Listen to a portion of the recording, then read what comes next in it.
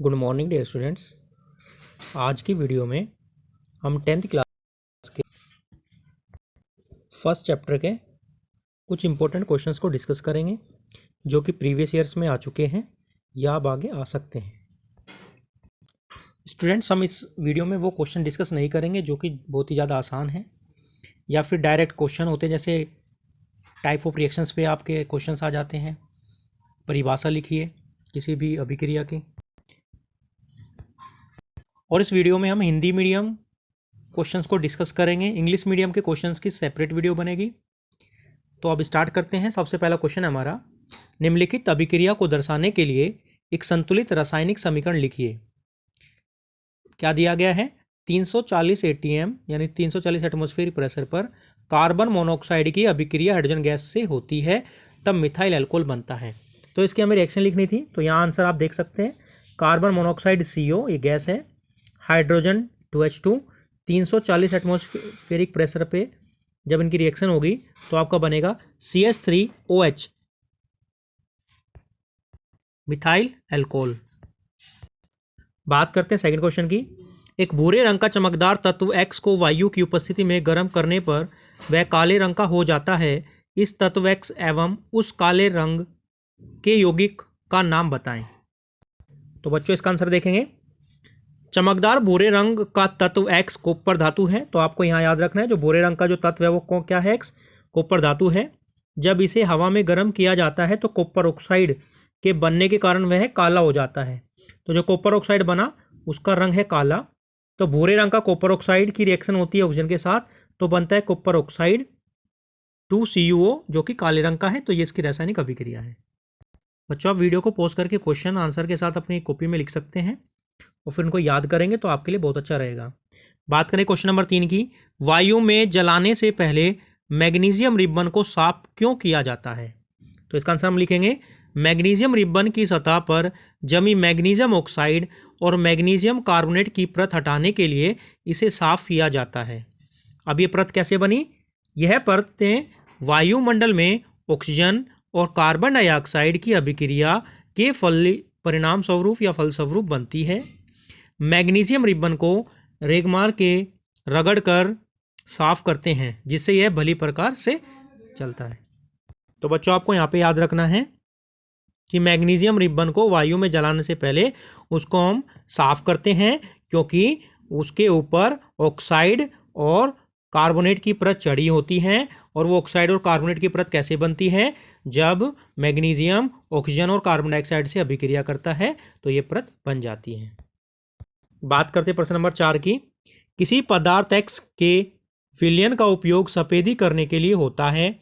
पदार्थ X का नाम तथा इसका सूत्र लिखिए। ऊपर एक में लिखे पदार्थ X की जल के साथ अभिक्रिया लिखिए। तो यहाँ पे आपको बोला गया है कि X के विलयन का उपयोग सफेदी करने के लिए होता है। तो बच्चों, आपको याद रखना है वो है हमारा कैल्शियम ऑक्साइड, जिसका उपयोग सफेदी करने के लिए होता है, चूना कहते हैं। और जब पदार्थ X अर्थात CO की जल में अभिक्रिया होती है तो क्या बनता है? कैल्शियम हाइड्रोक्साइड बनता है, बिन बुझा चूना और बुझा हुआ चूना। तो ये आपको रिएक्शन इस प्रकार से पूछी जा सकती है। तो कैल्शियम ऑक्साइड जो चूना है इसकी अभिक्रिया जल से होती है तो बनता है कैल्शियम हाइड्रोक्साइड। और यहाँ पे बहुत ज़्यादा ऊष्मा भी निकलती है, ये एक ऊष्माक्षेपी अभिक्रिया है। आप याद रखेंगे यहाँ पे क्या निकलेगा? हीट निकलेगी, ऊष्मा निकलेगी। बात करते हैं प्रश्न नंबर 5। श्वसन को ऊष्माक्षेपी अभिक्रिया क्यों कहते हैं? वर्णन कीजिए। तो बच्चों, ये भी बहुत इंपॉर्टेंट क्वेश्चन है, तो देख लेते हैं इसका आंसर। श्वसन क्रिया के दौरान हम वायुमंडल से ऑक्सीजन लेते हैं जो हमारे शरीर में ग्लूकोज के साथ अभिक्रिया करके कार्बन डाइऑक्साइड और जल बनाती है। इस अभिक्रिया में जल तथा CO2 के साथ ऊर्जा उत्पन्न होती है।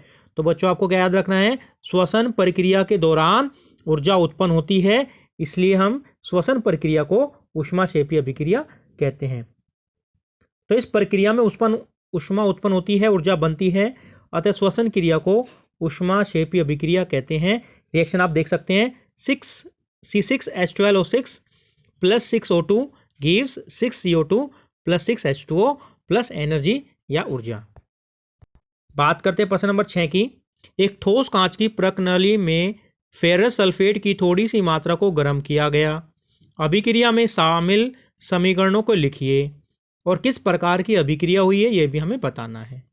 तो क्या बोला गया है, फेरस सल्फेट जो कि होता है FeSO4, इसको हमने गर्म किया उष्मा के साथ, तो क्या बना Fe2O3 ferric oxide, SO2 sulphur dioxide, SO3 sulphur trioxide.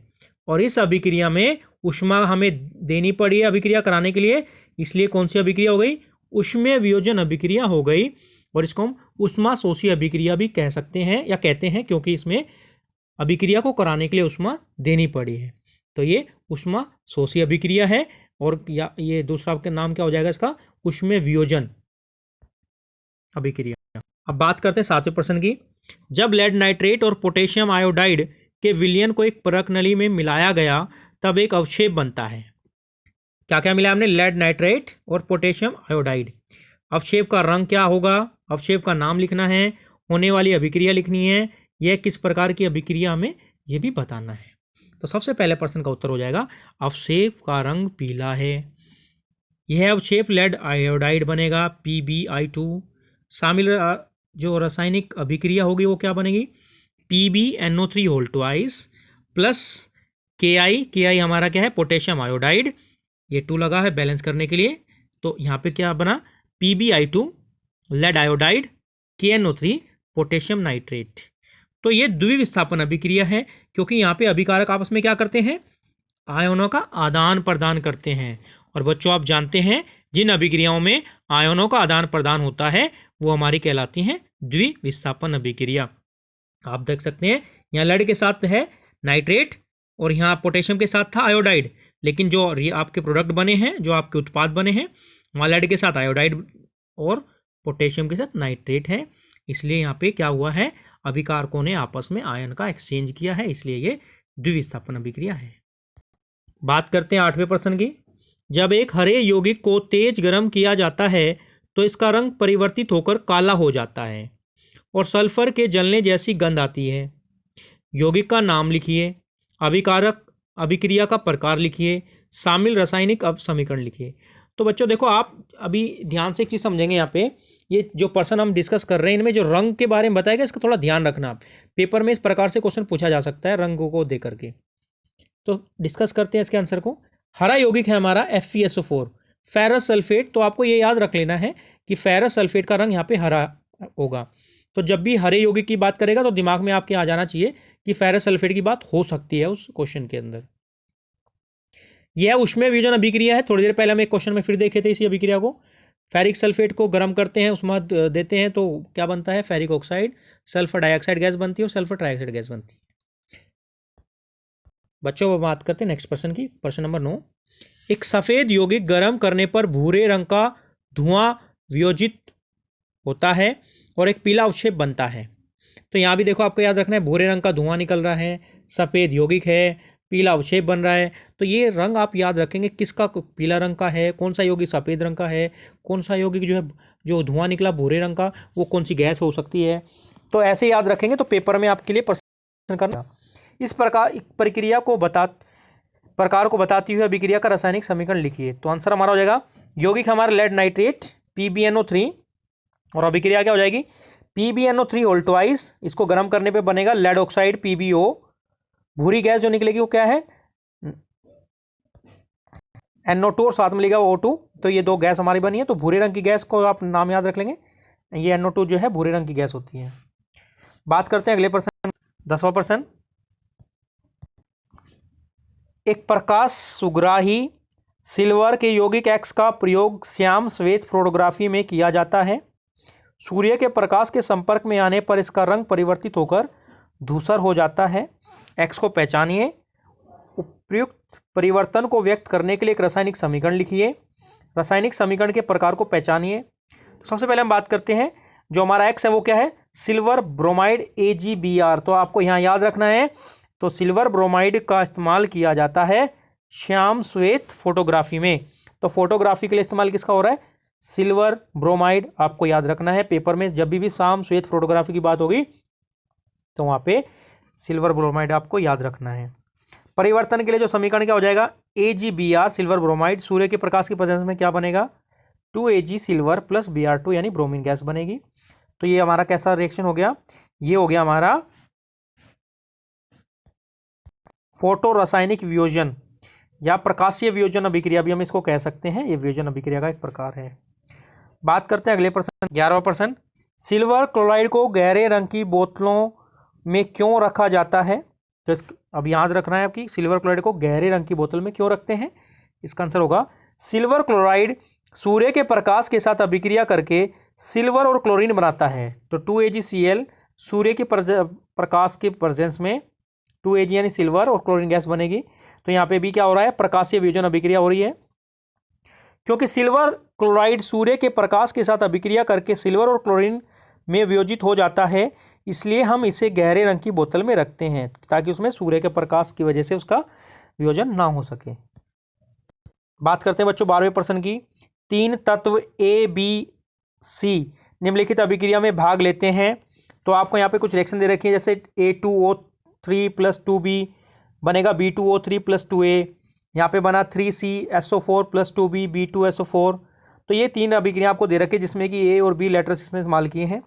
निम्नलिखित प्रश्नों के उत्तर दें। सबसे पहले, सबसे अधिक अभिक्रियाशील तत्व कौन सा है? दूसरा है, सबसे कम अभिक्रियाशील तत्व कौन सा है? मतलब अधिक अभिक्रियाशील भी बताना है और कम अभिक्रियाशील भी। ऊपर किस प्रकार की अभिक्रियाएं हुई हैं? तो सबसे पहले हम अगर बात करें सी पार्ट की, देखो आपको देखते ही पता लगना चाहिए कि देखो यहाँ पे क्या है, एक सिंगल आपको तत्व दिख रहा है अलग, यहाँ पे तत्व का यौगिक दिख रहा है, और बाद में देखो आप देख सकते हैं ये वाला तत्व यहाँ पे जुड़ जाता है और ये वाला तत्व अलग हो जाता है दूसरे वाला। तो यहाँ पे अब दिख रहा है कौन सी अभिक्रिया हो रही है, विस्थापन अभिक्रिया। तो यहाँ पे ये जो तत्व हैं जैसे बी और यहाँ ए, ये विस्थापित कर रहे हैं सी को। तो देखो ए ने विस्थापित किया सी को, बी ने भी विस्थापित किया सी को, यानी जो सी है वो तो ए और बी दोनों से कम अभिक्रियाशील है। तो यहाँ पे सबसे कम अभिक्रियाशील हो गया सी।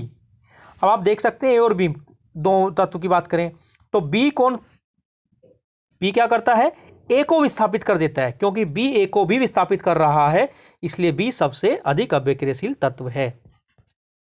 अब बात करते हैं 13वें प्रश्न की, जल के विद्युत अपघटन में। बच्चों ये बहुत इंपॉर्टेंट क्वेश्चन है, आप इसको ध्यान रखेंगे। कैथोड और एनोड पर एकत्रित गैस का नाम लिखिए। मतलब जो आप जल के विद्युत अपघटन की एक्टिविटी करते हैं उसमें एनोड तथा कैथोड पर कौन सी गैस बनती है उनका नाम लिखना है। क्यों एक इलेक्ट्रोड पर एकत्रित गैस का आयतन दूसरे पर एकत्रित गैस से दुगना होता है। तीसरा इसमें प्रश्न है, जल के तनु सल्फ्यूरिक अम्ल की कुछ बूंदें क्यों डाली जाती है। अब देखो यहाँ पे आंसर देखते हैं इसका। कैथोड पर जमा हुई गैस हाइड्रोजन और एनोड पर जमा हुई गैस ऑक्सीजन है। याद रखेंगे, कैथोड पर हाइड्रोजन और एनोड पर ऑक्सीजन गैस बनेगी। कैथोड पर जमा गैस अर्थात हाइड्रोजन का आयतन एनोड पर जमा गैस जो कि ऑक्सीजन है के आयतन से दुगना है, क्योंकि गैस का आयतन गैस के अणुओं की संख्या का समानुपाती होता है। जैसा कि जल के अपघटन की संतुलित रासायनिक अभिक्रिया से पता चलता है, समीकरण में हाइड्रोजन के 2 अणु और ऑक्सीजन का 1 अणु है, अतः जमा हुई हाइड्रोजन का आयतन जमा ऑक्सीजन के आयतन का 2 गुना होगा। तो यहाँ पे आप रिएक्शन भी देख सकते हैं, ये है हमारा H2 और ये हमारा O2। तो हम देख सकते हैं रिएक्शन में H2 के क्या है, H2 के मतलब 2 है मॉलिक्यूल और O2 का 1 मॉलिक्यूल है। शुद्ध पानी विद्युत को प्रवाहित नहीं करता, इसलिए उसमें हम क्या करते हैं, H2SO4 की कुछ बूंदें जल में मिलाते हैं जल को सुचालक बनाने के लिए। बच्चों ये बहुत ही ज़्यादा इंपॉर्टेंट क्वेश्चन है, इसको आप ध्यान से देख लेंगे। बात करते हैं अगले प्रश्न की। 14 क्वेश्चन है हमारा, एक धातु नाइट्रेट P के जलीय विलयन की अभिक्रिया सोडियम ब्रोमाइड के विलयन से करने पर एक पीले रंग का यौगिक क्यों अवक्षेप के रूप में उत्पन्न होता है, जिसका इस्तेमाल फोटोग्राफी में किया जाता है।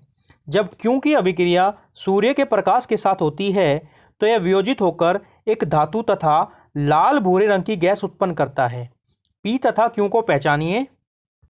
होने वाली रासायनिक अभिक्रियाओं के लिए संतुलित समीकरण लिखिए। इन अभिक्रियाओं को किन श्रेणियों में रखा जा सकता है। तो बच्चों देखो यहाँ पे रंग बता रखा है, थोड़ी उनके बारे में प्रॉपर्टी जो बताई जाती है, तो प्रॉपर्टी आपको याद रख के जाना है पेपर में। जैसे कि बात करें पी, तो पी क्या हमारा सिल्वर नाइट्रेट है AgNO3। पी के बारे में क्या बताया था, पी के जलीय विलयन की अभिक्रिया सोडियम ब्रोमाइड के साथ कराने पर एक पीले रंग का यौगिक बनता है जो कि हमारा क्यों है। तो क्यों हमारा पीले रंग का क्या है, AgBr। सिल्वर ब्रोमाइड जो है हमारा वो क्यों है जो कि पीले रंग का यौगिक है। रिएक्शन हो जाएगी AgNO3 + NaBr सनलाइट की प्रेजेंस में सूर्य के प्रकाश की उपस्थिति में बनेगा AgBr silver bromide, NaNO3 sodium nitrate. तो यहाँ पे आप देख सकते हैं कौन सी रिएक्शन हुई है, ये भी डबल डिस्प्लेसमेंट रिएक्शन है, द्विविस्थापन अभिक्रिया है। और AgBr का प्रकाशीय अपघटन हमने पहले भी देखा था, सनलाइट की प्रेजेंस में Ag और ब्रोमीन गैस में टूट जाता है। सिल्वर ब्रोमाइड के वियोजन को दो श्रेणियों में रखा जा सकता है, अपघटन अभिक्रिया यानी वियोजन अभिक्रिया और फोटोकेमिकल अभिक्रिया भी इसको हम कह सकते हैं। बात करते हैं अगले प्रश्न की। निम्नलिखित में होने वाले रंग परिवर्तन के बारे में बताएं। रंग परिवर्तन देखो बच्चों याद रखेंगे आप, कॉपर सल्फेट के विलयन में जब जिंक की छड़ डुबोई जाती है। दूसरा, क्यूप्रिक क्लोराइड में लेड को मिलाया जाता है। इसके बाद आगे दिया गया है, इनमें होने वाली संतुलित रासायनिक समीकरण लिखिए। और सेकंड इसी का बी पार्ट क्वेश्चन का दिया गया है, निम्नलिखित समीकरणों को पूर्ण तथा संतुलित कीजिए। तो आपको ये जो रिएक्शन है कंप्लीट करनी है और उनको फिर बैलेंस भी करना है। बात करते हैं इस क्वेश्चन के आंसर की। तो कॉपर सल्फेट का रंग नीला गायब हो जाएगा। देखो जिंक के साथ जब हमने कॉपर सल्फेट की रिएक्शन कराई तो जिंक क्या करेगा, कॉपर को डिस्प्लेस कर देगा, विस्थापित कर देगा, तो हमारा बनेगा जिंक सल्फेट। और आपको याद रखना कॉपर सल्फेट का रंग नीला होता है, तो जो नीला रंग है वो गायब हो जाएगा क्योंकि कॉपर वहाँ से डिस्प्लेस हो चुका है।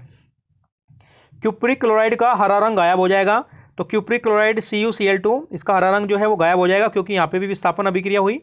लेड ने Pb ने कॉपर को विस्थापित कर दिया है, तो बन गया PbCl2 यानी कि आपका लेड क्लोराइड बना है, साथ में बना है कॉपर। तो कॉपर का जो क्यूप्रिक क्लोराइड का हरा रंग था वो गायब हो जाएगा। ये बैलेंसिंग द इक्वेशन वाला था। देखो सबसे पहले आप देख सकते हैं NH3+O2 NH3+O2, तो ये वाली लास्ट वाली रिएक्शन लिखी गई यहाँ पे NH3O2, तो यहाँ क्या बनेगा, NO बनेगा और 6H2O बनेगा। बैलेंस करने के लिए 4 5 और ये 4 यहाँ पे 6 लगाया गया है।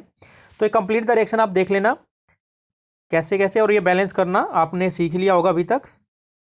तो बच्चों ये हमारे कुछ इंपॉर्टेंट क्वेश्चन थे चैप्टर नंबर 1 के, जो कि आपका फर्स्ट चैप्टर NCERT में उसके इंपॉर्टेंट क्वेश्चन थे। आप इन सब क्वेश्चनों को अपनी कॉपी में लिख के याद करेंगे, और खासकर वो क्वेश्चन जिनमें कि रंग के बारे में बताया गया तो थोड़ा आप याद रख के जाएंगे कौन सा यौगिक किस रंग का होता है और उसको रिएक्शन कराने से दूसरे तत्व के साथ क्या बनता है। तो ये सब ध्यान रख के आप इसकी तैयारी करेंगे। अगली वीडियो में हम लेके आएंगे नए चैप्टर के यानी सेकंड चैप्टर के क्वेश्चंस। अब हम हर वीडियो में एक एक चैप्टर को ऐसे डिस्कस करने की कोशिश करेंगे, और साथ साथ इंग्लिश मीडियम की वीडियो भी अलग से बनाई जाएगी। ठीक है स्टूडेंट्स, मिलते हैं अगली वीडियो के साथ।